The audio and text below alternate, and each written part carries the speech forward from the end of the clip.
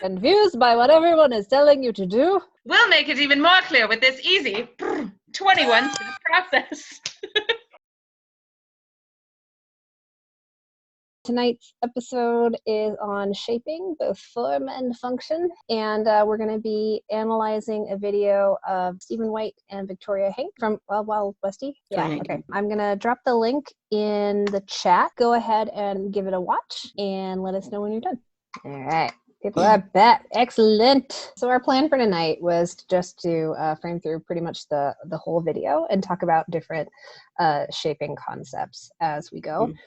As always, if you have questions at any point, feel free to unmute yourself and ask or put them in the chat. We'll be talking about shaping both in relationship to like form, like styling and aesthetic, but also to function. Is there anything you wanted to say before we start framing through it? I don't think so. Cool. I don't know what this head thing is.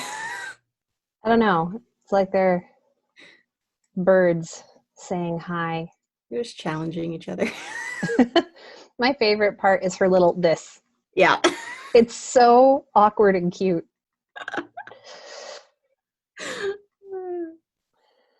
But anyways, I wanted to focus on kind of like this intro with Stephen, how he does a combination of like interesting shapes and a popping timing to them. Yeah. And then Victoria uses shaping to kind of like not only match him aesthetically, but to find connection in this. Their arms are starting out in a very weird place where there's not too much connection. Yeah. So she's using the shaping of her arms to keep some connection there. So she's trying to go like up in between. Yeah, something. And he was all like, no. Yeah. No, I shall carry your frame upwards. But she did a good job with her like inner arm. Mm-hmm. All right. I love forward ochos. Yeah. Which if you're not familiar with that name, that's a name from patterns from Argentine tango. But it's a very similar concept in West Coast swing. And I love the shaping Victoria uses to go through them, not only in the way they look, but in how functional they are. Yeah, and it's interesting. You can see that Stephen is kind of matching her, like in the opposite angle. So in this first one, she doesn't have too much like control over like where she's grounding necessarily, just because of the position that she's kind of entering it in. It's very over rotated. So he's not countering too terribly much, but he's giving her enough so that she's able to stay balanced. But then into the second one, you can see she's going really, really low, and he's doing the opposite, and he's coming back up to counter.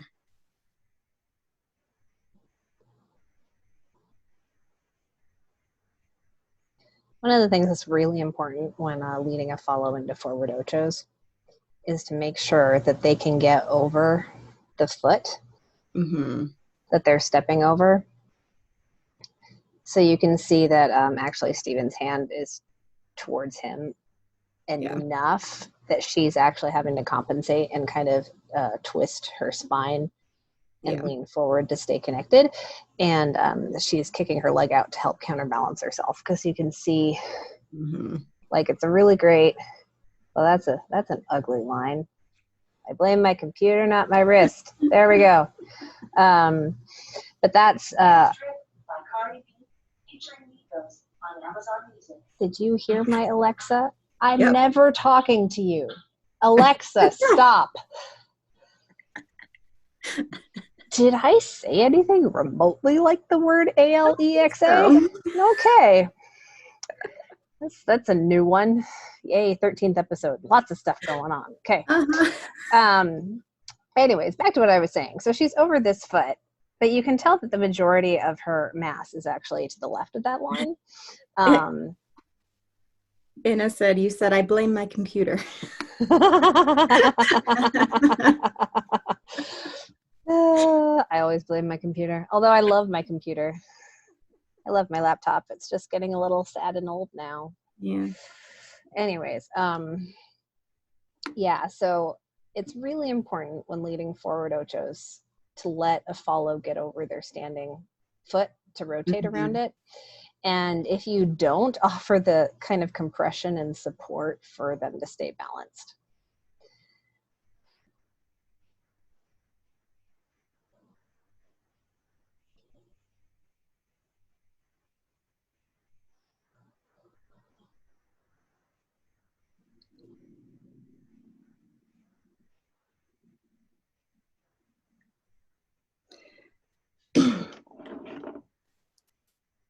I like the choice that she made there. There's not too much else she could have done based on like the position that she was in already. Mm-hmm.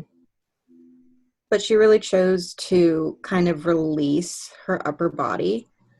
Had she kept it up, it would not have been as musically accurate. Because there's like a fairly strong hit right there in the music.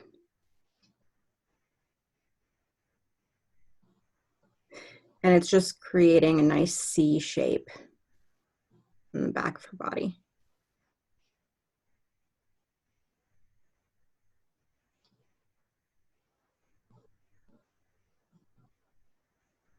And I love how she really manages her own balance.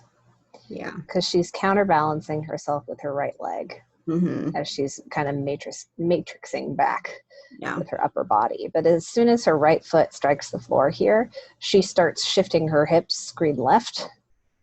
Mm-hmm. So she's really only using Stephen for stabilization. Yeah. Through this. Yeah. She's doing most of that herself. Yeah.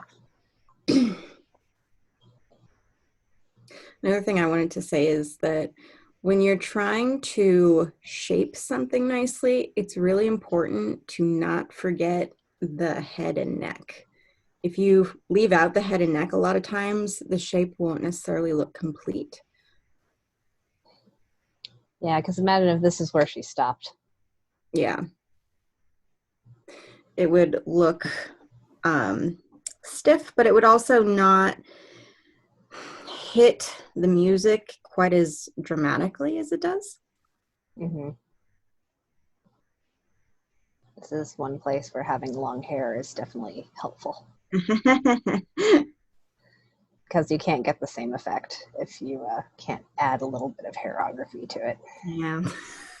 Unfortunately. I speak from experience. Do not hurt your neck if you have short hair.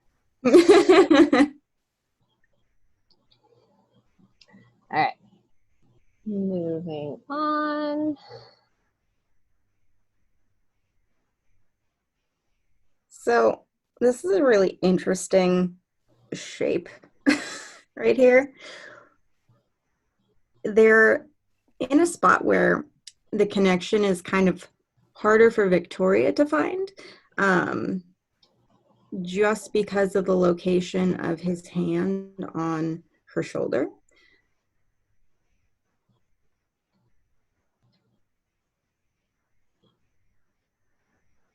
Yeah, because she's very much overextended with her right arm at this point. And I would say it's like his forearm against her shoulder that she's going to be able to feel the most. Yeah, because right here, what's going to cause her to move is not his hand on her back. Mm-hmm. It's actually more that her arm is locked in a very extended position and he's moving her. Yeah, and she wants to protect her shoulder. Yeah.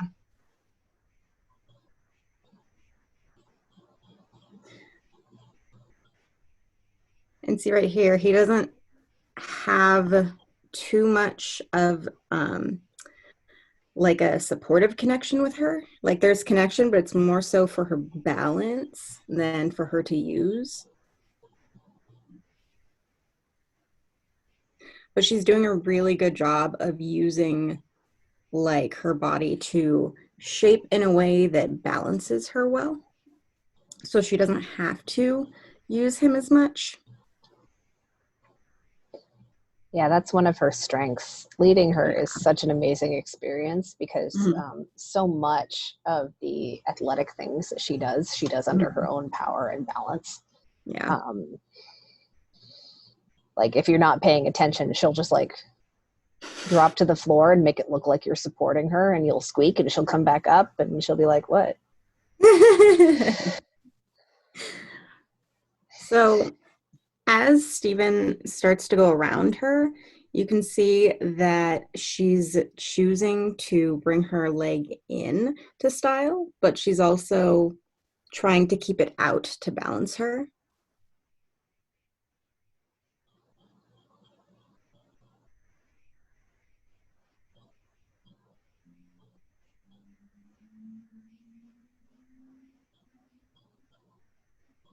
So she's wanting to bring that foot out and around, but she can see that he's right there. She's going to hit him.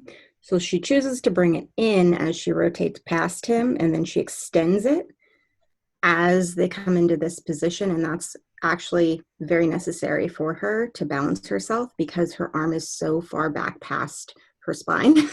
Mm-hmm.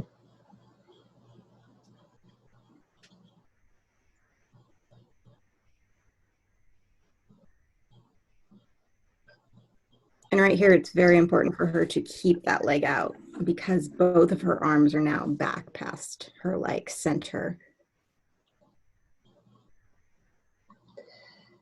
I think it's an important note to make that this kind of overextension is unique to every dancer, like how far you can overextend and where your boundary is for where you can still have strength to both connect and protect yourself. So just arbitrarily trying to match Victoria's frame through this is not necessarily the best idea. You want to keep it in context for like what your shoulder can do at this point in time, what you need to do to protect yourself and stay connected. And it is something you can train. Like you can increase your mobility and increase your strength through that mobility, but just always be cognizant of what your current ability is so you're being safe.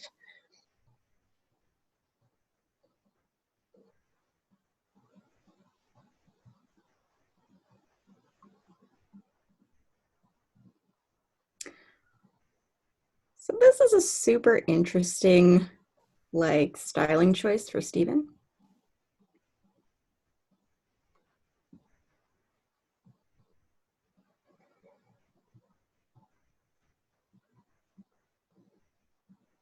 All right, there. I have a bookmark for the beginning of it. So he's coming around and he's starting quite a bit of momentum by raising himself off the floor and coming down, and then he's transferring it to Victoria.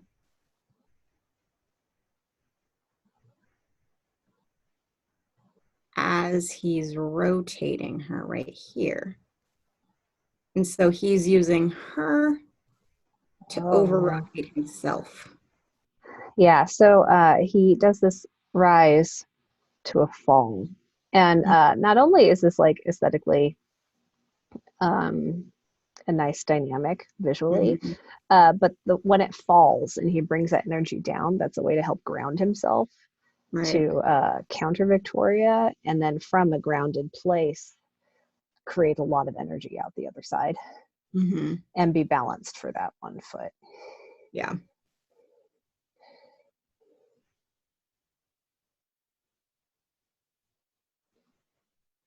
And he's really using her to like create those over rotations for himself. Yeah. Based on what he initiated.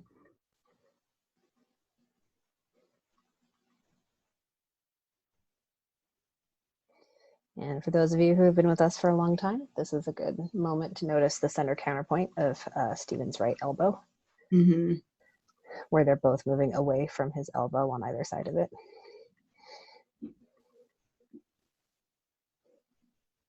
And he's also using that leg shaping for some extra momentum as well. Yep. Yeah, it was actually a unique kind of ronde, because usually a ronde starts or like comes towards the front, but this one's going back first. Right. Oh, my spine feels stretched just thinking of that. I know. That lower back mobility. And I find it interesting how he,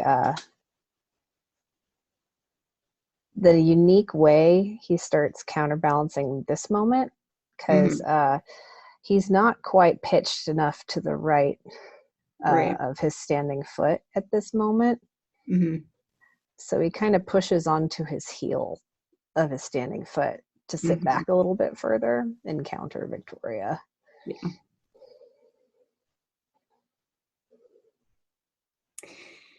And this position right here is an interesting one. So this step around specifically is something where the follows body shape has to mimic the leads. So you can see both of their upper bodies going in one direction and their lower bodies are kind of going in a different direction. And it's because they need to keep a similar distance between them and also not run into each other. Yep.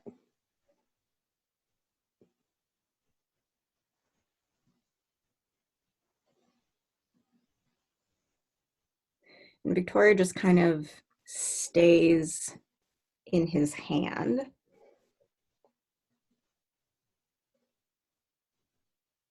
And you can see she just kind of sinks into it a little bit because she has like an arc.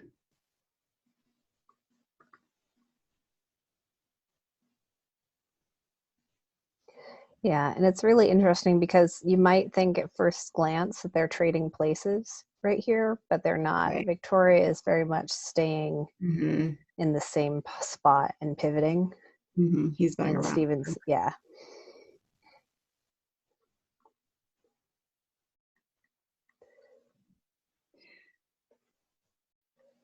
This is also an interesting event. So you can kind of see that he's not quite slowing her momentum down enough by the point that she would need to be stopped to stay over her feet. So you can see there's some point where her foot that's dragging in goes from dragging into her other foot, changing the track to going forward.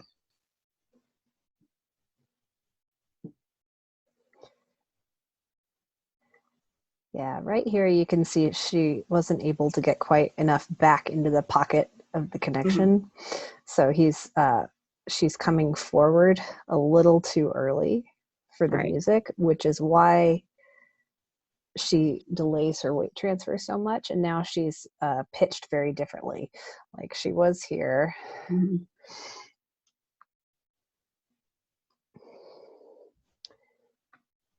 Now she's here. And that pendulum helps slow her down and allows her to get a stretch connection here a little bit more and also shape into it. She's not only like leading with her hips forward, but she's leading with her right side forward as well. And letting her upper body follow through on that motion. Right. And you can kind of see right about there is where she switches the track of her foot. So right here, she's going in, bringing it in, and then she's going past. He's not quite stopping her enough, so she switches it forward so that she's able to catch herself. Yep. Because you can see he's resisting her, but not quite enough for the momentum that she has. I do appreciate the shape he's making with his right arm, though. Very much creating not only an arc that looks nice, but he's got contact with her ribs with his forearm and also a little bit on her stomach for a short period of time. His shape going through his arms.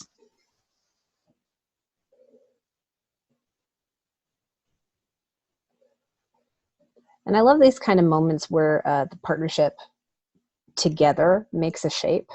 So like this one's really simple. It's just like a basic triangle. And like you might think something like that is just simple, but when you put it together in a moment like this, it's actually really effective. Well, not only does the partnership make a nice shape, but they're both individually making shapes as well. Yep. Victoria's arc is very strong. Mm-hmm.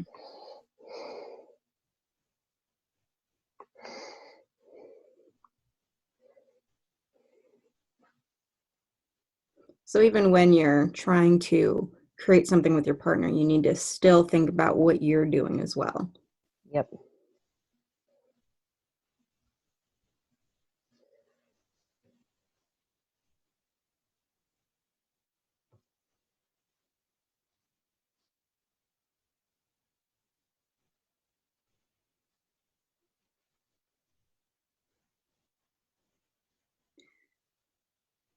They both have some pretty variable frame in this moment, which is why they're getting extremely close.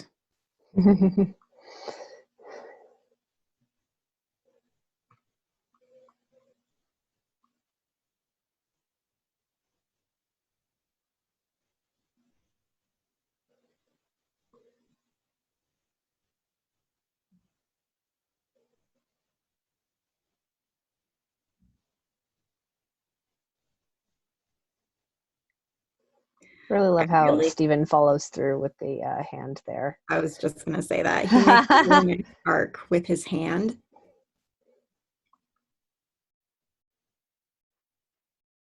So he's not just releasing it up, he's bringing it up and over. And I believe he has ballet background, so that makes sense that he's bringing it up and over in that shape.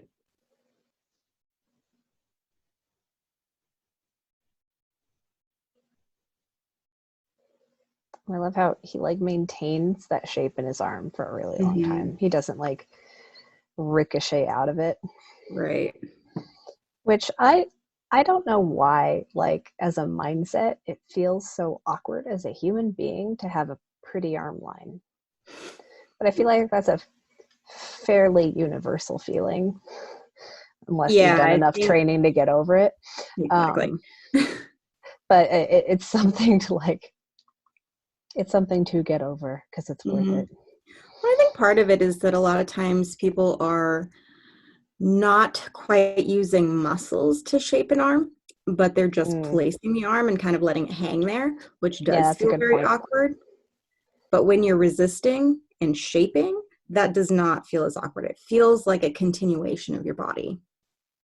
That's true. But yes, if you're not actively using some muscles, it does feel very awkward to just have it hanging there. Yeah, but even when you do use muscles sometimes, like I remember when I was first learning how to hustle, and those hustle arms, man. Oh yeah, they're great. Oh, they're great, but they feel so awkward.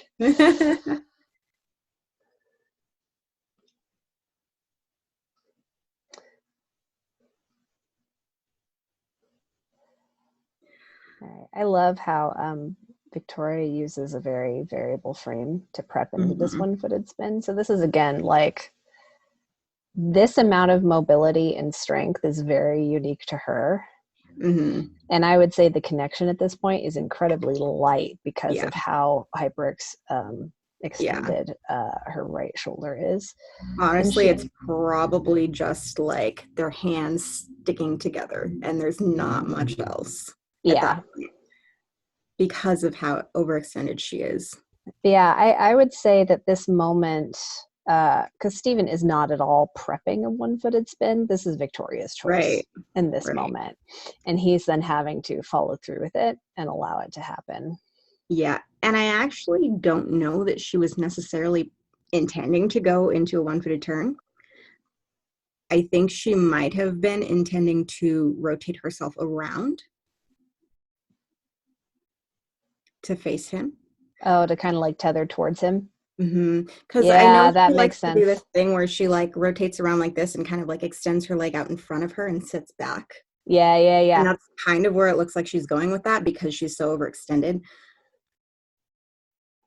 But then Steven takes his hand and changes it into like a turn handhold. Well, like yeah, he's because rotating her. what's necessary for her to tether around towards him is for there to be a stable center counterpoint.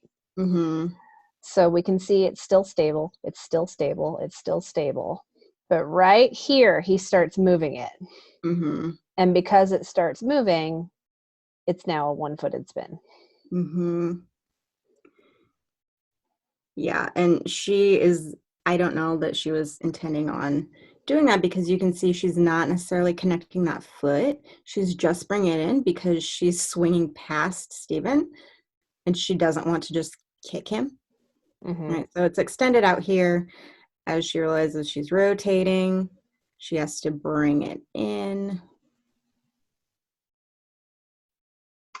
And you can see she really doesn't even change like the angle of her upper leg. She kind of just drops from the knee.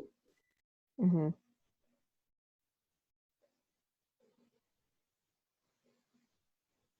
And you can see she's kind of judging based on where he's at in relation to her. She's changing her shaping of that free leg. Yep. And I would like to note on this that he is not staying a consistent distance from her, which is extremely hard for the follow. Mm-hmm. Because it's changing where her hand is at over her head. It needs to stay in the same place. And I think it's just because they were both just kind of going with what was happening. Yeah. But ideally, when you start a one-footed spin here, wherever the hand is placed is kind of where it needs to stay. So as the lead is walking around the follow, the lead needs to make sure that the hand is rotating in the same way the entire way around. Yeah, you can see right here is where the huge change happens. So the hand's way Mm-hmm. out to the side of her head. Yeah. And then it goes directly over her head. Mm-hmm. And I think that is in part because of how overextended she was, Yeah. because she's trying to protect her shoulder, and it's Yeah. easiest to bend the elbow to start Mm-hmm. shifting that.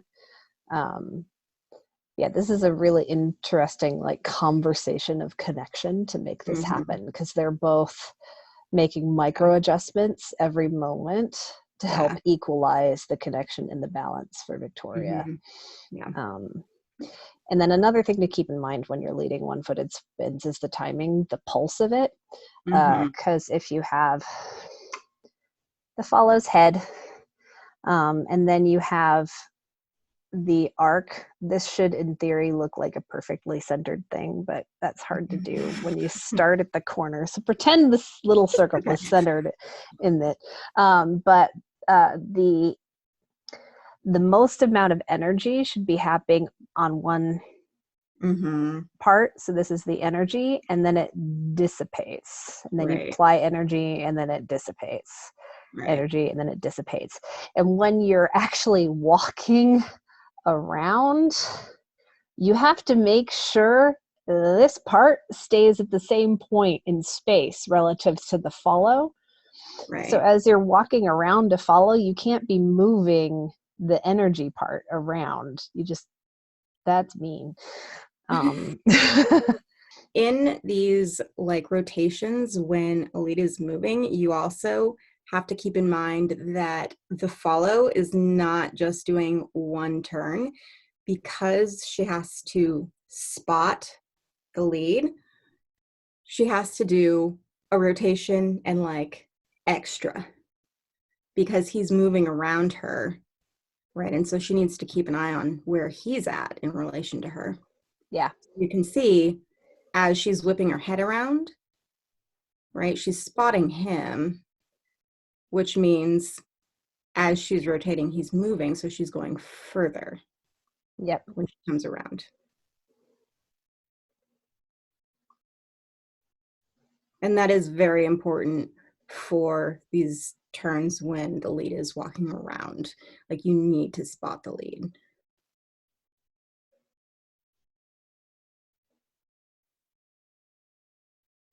So you can see right here, he's doing a really good job of that pulsing. So it pulses on the side opposite Victoria from him, because usually that's the easiest place to do it, at full arm extension, because you're pushing to create the energy. And then he's releasing it.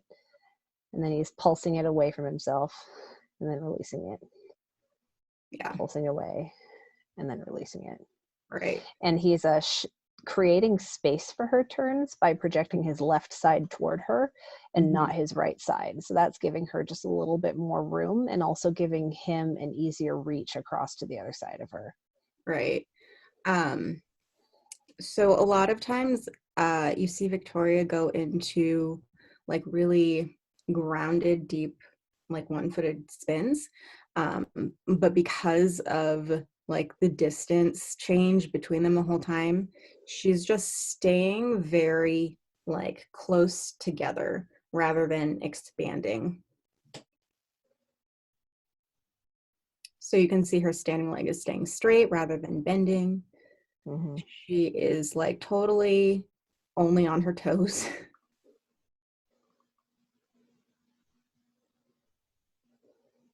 And she's really pressing out of the ground. And that's because her balance was changing. Like, it was so variable in that last moment, right? She is adjusting by pulling in and up. And so once she gets to the spot where they're like stable and staying in place, she's still kind of like in that up and like held in position. And then she kind of drops all at once to come out of it. Because in this position, it's a lot harder for follow to stop themselves. So she's taking the energy that's like rotating and she's changing it by dropping. So she's kind of sending it more into the floor to get herself out of it.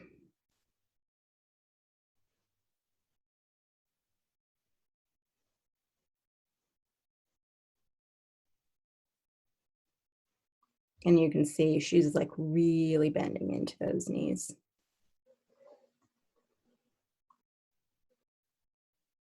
And that's dissipating that energy. And the reason that the like momentum looks like it's continuing is because Stephen is moving her hand.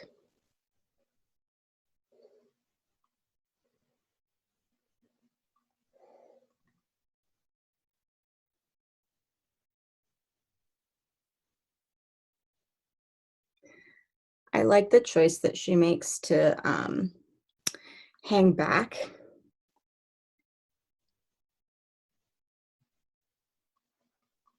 So because you can see he's moving his hand towards her and she's moving towards him, right? So she's very quickly getting to a point where she's not quite as connected as they would maybe like to be.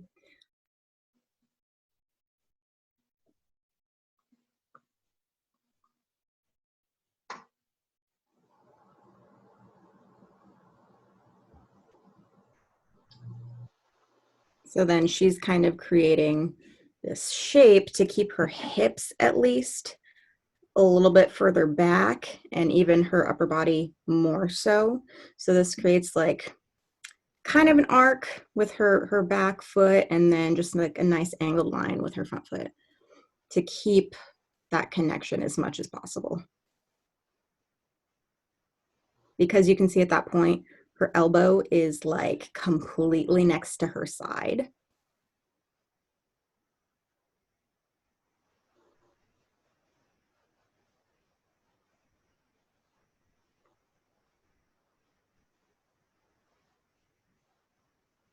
And anything that's like too much further back past that is going to be hard to keep connection in that specific moment where you're coming forward.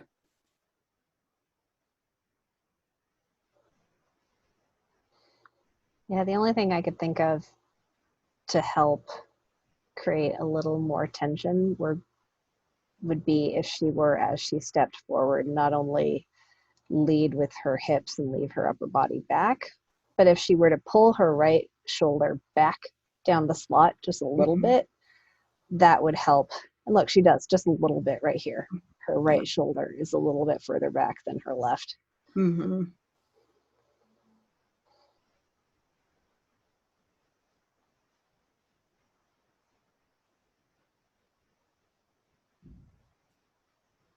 I really appreciate Stephen's hand placement.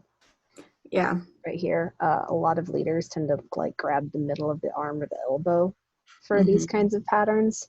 But the closer you get to a follow's core, the better. And the more stable they will feel. And the less work they'll have to do to maintain their frame to connect. Right.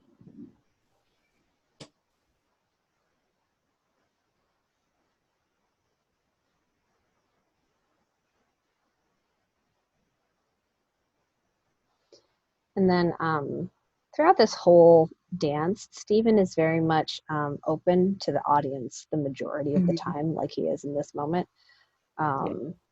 He very rarely has his back to us. Right.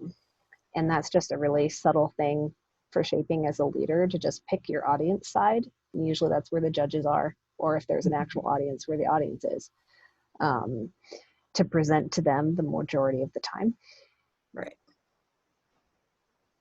All right, this is the awkward part where they disappear and we can only see Ben Morris and Cameo McHenry. So I'm going to magically skip forward because I prepared for that. And they are back in view. Giggling, no idea why. Something good must have happened. There was something, I think, awkward that happened when they were behind Ben and Cameo. Again, Stephen is very much opening to the audience for his anchor in one there. Mm-hmm.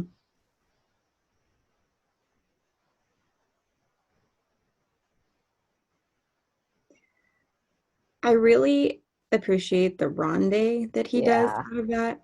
And he has to like be very intentional about going into that. So you can see that when he's coming around, he's not actually placing his foot. He's placing the toes. Toe. And then he's moving. Yeah, he very much brings his left foot directly underneath him so he can instantly release any pressure that was between his right foot and the floor and swing it out. Yeah, and then as he rondes around, he's letting that standing foot touch the floor. He's slowly bringing it down.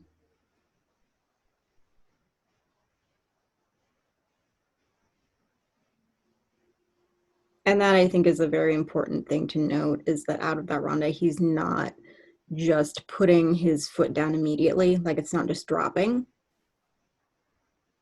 He's letting that sinking motion help with placing that foot down.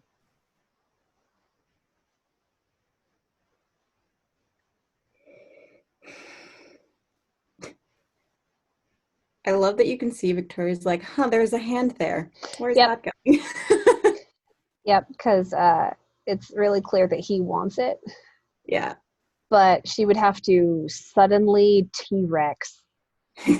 Like right here, she'd have to suddenly bend her arm to catch it, and she makes the choice to be like, nope, I was too late. So nope, not happening. But then he hooks under her arm. Yeah. And we get this thing. I love this moment. I do too. But it's just a lot of extra work for Victoria because of the way that she went into it, right? So she has to do a lot to balance herself. You can see she's not only not rotating like flat, it's like at an angle, but like limbs are spread. So that's a lot of extra things to think about.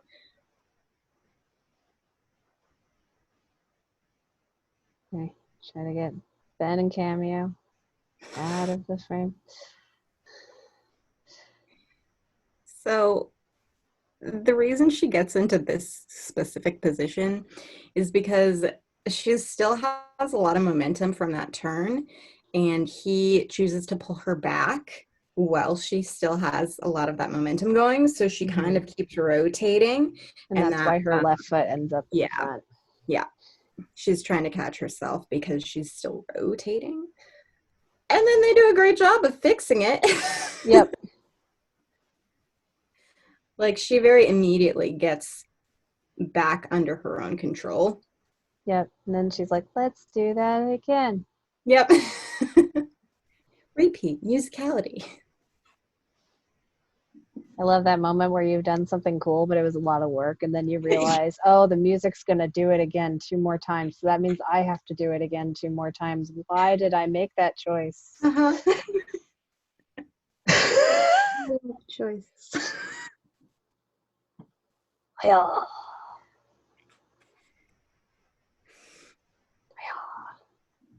I really appreciate how intentional they're both being with what they're doing. I want to note that like the majority of the connection where Victoria is getting support here is on Steven's leg. Yeah. This free arm, like kind of this is helping, but it's not the dominant right connection. Right, and you can kind of see that because her shoulder on that left arm kind of dips below where that connection is. Mm-hmm.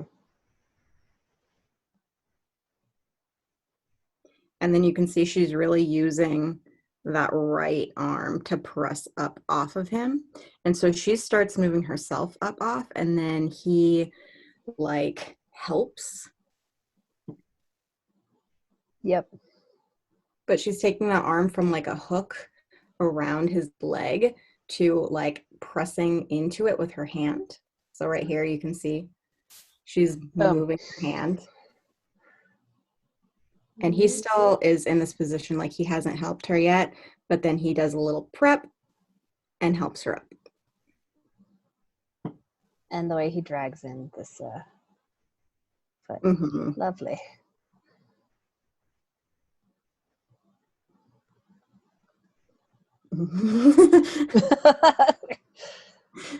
And then their moment of, I don't know what that was. I don't know what it was, but I liked it. Yep.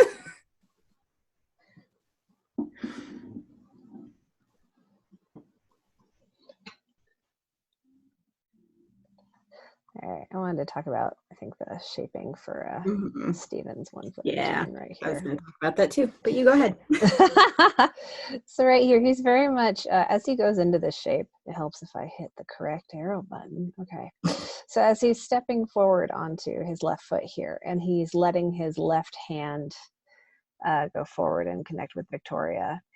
First of all, he's not worried about pressing his hand into Victoria. Victoria has her arm braced against her ribs. And so he's actually getting tension connected to her ribs right now through his left hand. He's not just depending on some kind of rotational torque in the fingertips. Right. He's feeling her driving down the slot through her ribs. And as he's letting that motion happen, he's resisting the release of that in his own left shoulder. So he's very much building up like a rubber band feeling across his shoulder. And so he steps onto that left foot, and then he lets that tension in his left shoulder release. And then, of course, he does like a partial arabesque. It's I like going in slow motion. I half expected a full one, but he doesn't quite get there. Like a full extension. Yeah, because it looks like he's rotating his knee down for a second, but then decides to keep it up. Man, my cat is just demanding my attention. Boy. Yeah, that resisted release into this position is such an important part of the connection, not only in the partnership, Mhm. but for creating the energy necessary to create a stable turn. Right. And actually, this is the same thing as a follow you do when prepping into a one-footed spin, but usually you're doing it with your right shoulder. Mhm. Um, Yeah, and in the way that he's going into it, it's a little bit more open through the chest mhm. than it might normally be. Yeah, But that's because just because his arm is wrapping around her. yeah, and he could release that energy faster if he so chose. Mhm. But he's releasing it slower. He's not closing his right arm across, Right. which would speed it up. Mhm. And like the other thing that he's doing, because this position would give you a whole lot of power for a turn. So rather than using all of that power, he's bringing that leg up, which is dissipating some of that energy, because then he brings it down a little bit Yeah. when he goes past himself. Yeah, and if he were to like close with his right side really quickly, he might risk actually hitting Victoria because of how close they are together. Right.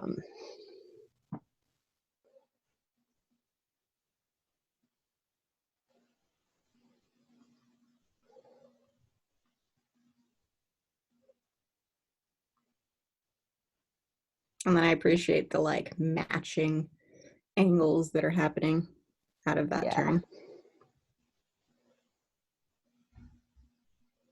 So they're both angling down line.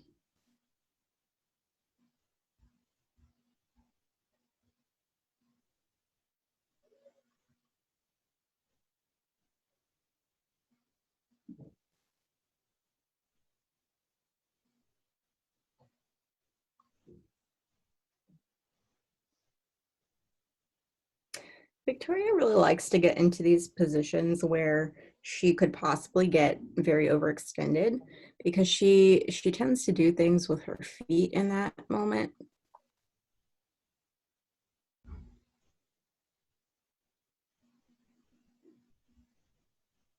But it's something that's intentional.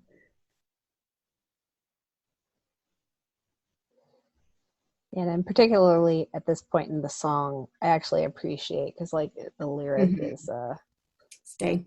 yeah, stay. And she's not just in a standard anchor position, not doing anything. She's in a different position. Yeah. Which makes it a more interesting moment while acknowledging the lyric. And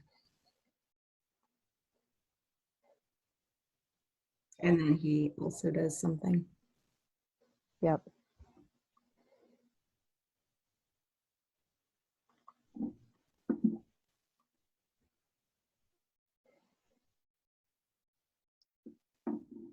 That anchor of hers actually reminded me a little bit of a Virginie's that we talked about last week. Yeah. Yep. It is very similar. Yeah. Because they both like to do hooks and glides with that foot on the anchor. Yeah. Which is why they both get into those positions.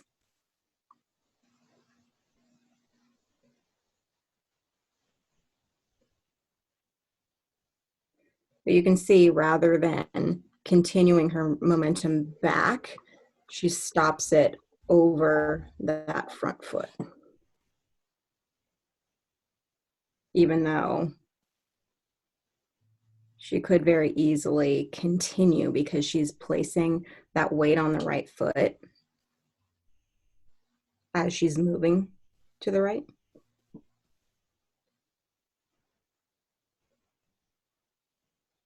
But she changes so that she's staying more grounded and not overextending.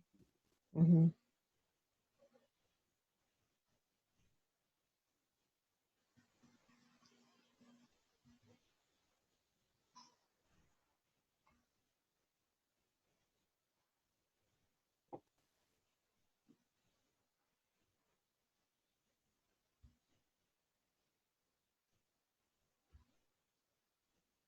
I think this was the last thing that was important for me to get to. Yeah. So he does this shaping where like he's kind of having that foot come up past the knees, so it's almost in like an arc. It's not just extending back. And he's doing that because you can see he's bringing that head back as well to prep to drop it. So you can see that like arc right there.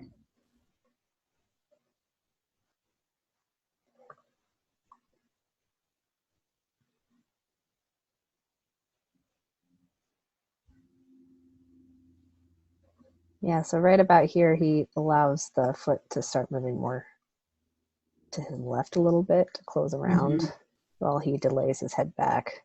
Right. To make this more of a contrast. So like this moment. Right. And this moment. He's bringing that leg forward rather than allowing it to keep rotating. Yeah, so he can get off on the other rail so Victoria can pass him.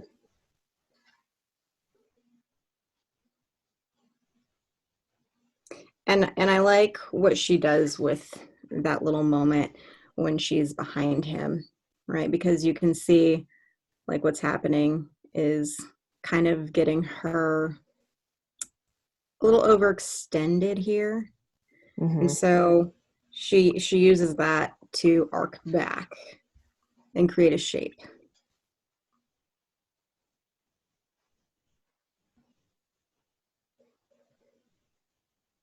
Yeah, that's one of those very consistently, like in most locked whip situations where the leader is locking themselves. Right. And the follow is still doing a whip footwork, but is connected with extended arms. It's kind of inevitable to get at least partially overextended. Yeah. So choosing as a follow what way you want to handle that is a really simple thing you can do to just like always be prepared because those situations will come up.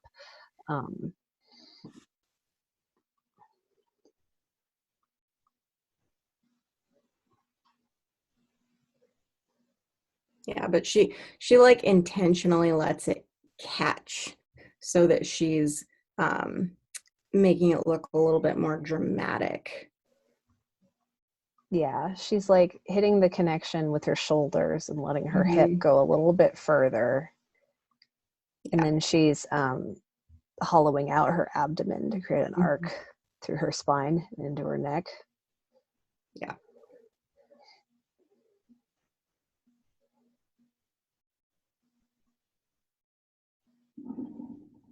I really love this shape that she hits here when she meets lateral connection.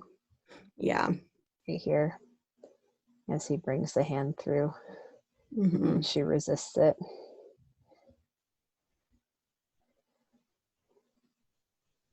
Yeah, it's really nice. And she's keeping herself even as well because she's having that free arm come up. Yeah.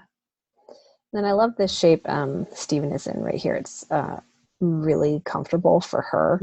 So he's not only creating like a really nice line through his body, but he's projecting his right side across the slot towards her. So that way his right hand is very much around the right side of her body. So she's not having to bring her left arm too far across.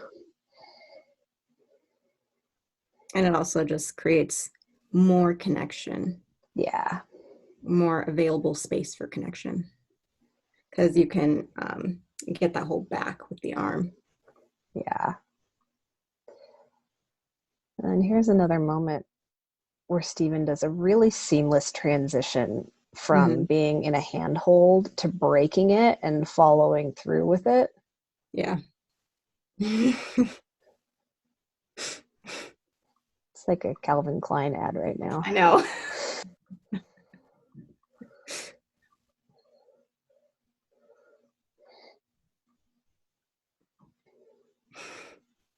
And then I want to say his rise and fall through this, because of that strong connection into Victoria's back, she can physically feel it and go with it. Yep. And that's what allows them both to ground down into this moment together. Right. And you can even see her lifting a little bit as well. Yeah.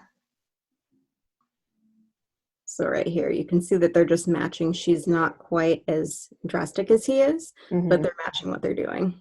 Yep.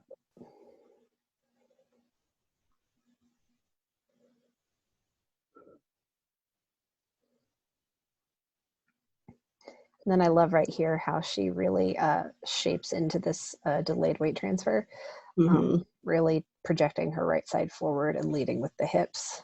Right. And then resisted releasing into her right shoulder. So she's got tension here, kind of like what we were talking about with Stephen earlier. Yeah. That allows her to pivot really easily on her right foot. I just love that Stephen goes to the exact opposite angle, like up.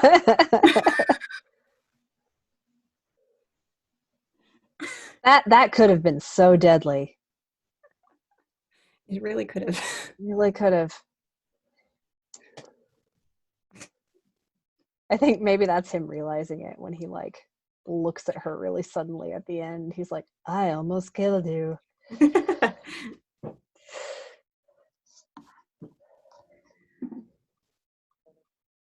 So we are almost at 8:10. Do we want to finish? Or do we want I think that's everything we had notes for. Yeah. And since we started about 10 minutes late, I think this is a good time to stop. Yep. Are there any questions on anything? Nobody asks a question. I'm going to plug our Patreon again. Now that's incentive. Oh, also, we were, so we have our Patreon, but then we were thinking of having like a Discord as well for all of you guys to join if you aren't doing the Patreon. Yep. Just a thought. Yeah.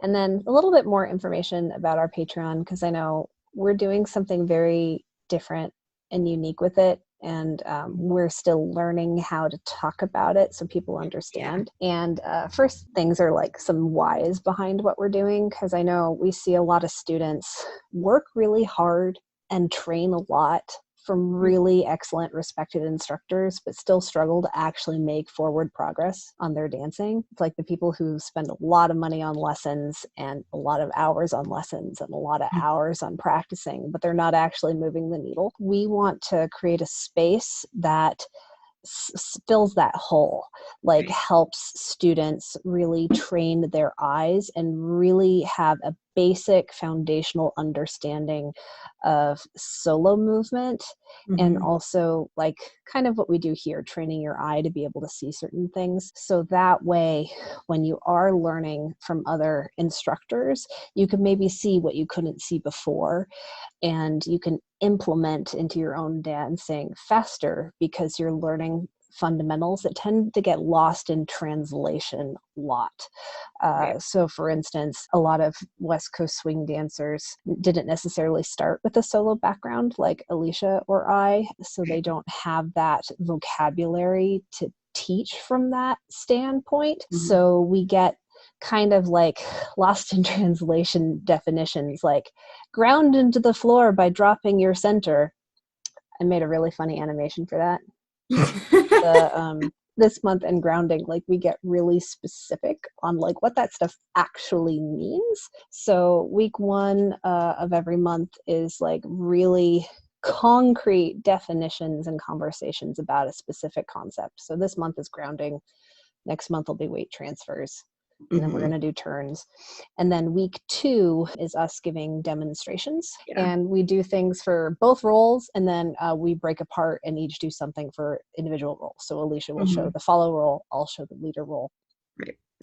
And then weeks 3 and 4 are about like applying what you've learned. And there's a fun homework assignment where we give you a video of one of the pros. So kind of like what we're doing here.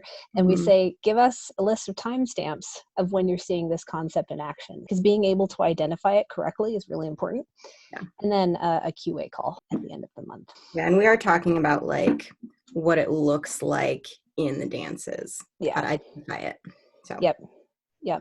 Because there are so many nuances. And I know all of you have been with us for so long, and we appreciate it so much. Yeah. How Alicia and I will both see little things that the other person didn't see, and we'll be able to like catch on and add to it. So like tonight, actually, that happened where Alicia noticed that Victoria didn't necessarily want to do a one-footed spin.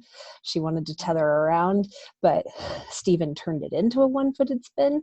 Like that nuance, as soon as Alicia pointed it out, I was able to see it and identify when and why it was happening, and that kind of stuff. So we want to turn you all into like Terminator HUD eyes for West Coast Swing, so you can see everything, at least for the first like 3 or 4 months or so. We very much want like feedback and stuff so we can make it even better. So yeah, thank you all so much for joining us. Oh, in 2 weeks, we're going to have our next guest host. Yeah. Very exciting. We're going to have Janelle Guido and Austin Coas. They're going to be talking about their excellent dance from Capitol this year. Very excited to have 2 people on at the same time. It's going to be a lot of fun. It'll be fun. All right. Well, thanks, guys. Yeah. Thank you. Hopefully we'll see you next week. Yes. For phrasing. Wait, is this episode 13? Yeah. Is this the universe trolling us? Thank you for being patient with us and technical difficulties and my brain fart circa 9 days ago. I'd just like to mention that in the description for the video, it calls Victoria Liquid Kitty Hank. Liquid Kitty? Uh-huh. Yep. 5, 6, 7, 8. My cat is vomiting. I apologize in advance if you all will be able to hear it suddenly. That was... Oh, now that it's starting to look like a snowman. Its name is E? Yeah. Yeah. Yeah. That's going to go on our Instagram someday. We like answering questions. That is true. It's our drug of choice. Yeah. Disseminating knowledge. You guys, everything changed evidently last week. Both of you have backgrounds now. I'm so confused. I'm in the wrong place. Yeah. Also, I definitely thought I'd been like banned from the group because things didn't work. So sorry, that was me brain farting. Like, No. oh man. The funny thing was the first, so I didn't realize it, but I went to next week's event accidentally, and the first time I tried to join, it was like, sorry, this isn't the day you need. So then I found the actual event and it did it again, and I was like, I'm fucked. So sorry. Okay. Yeah. I just find it so funny that that happened on our 13th episode. Oh. It's like I'm... Irony. Yeah. I guess it makes sense for our brand, the whole like Twilight Zone style intro. Yeah, sure. Yeah. You keep telling yourself that. Hey. Hey.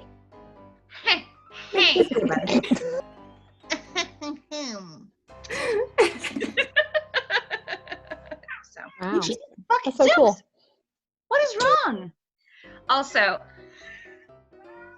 what? Wow.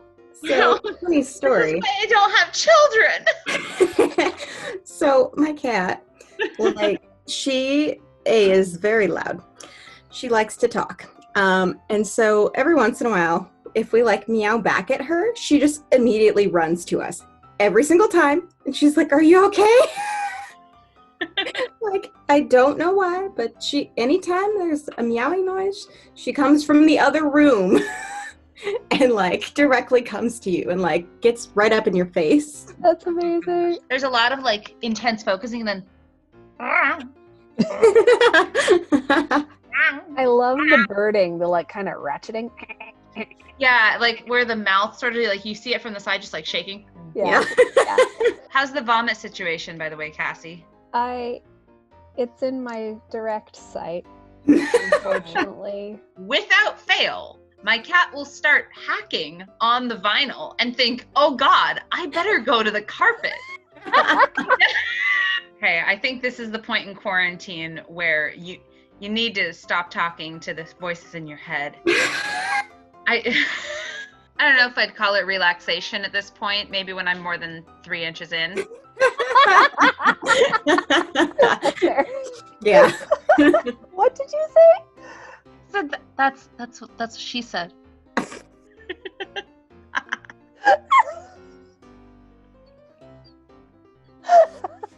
Woo.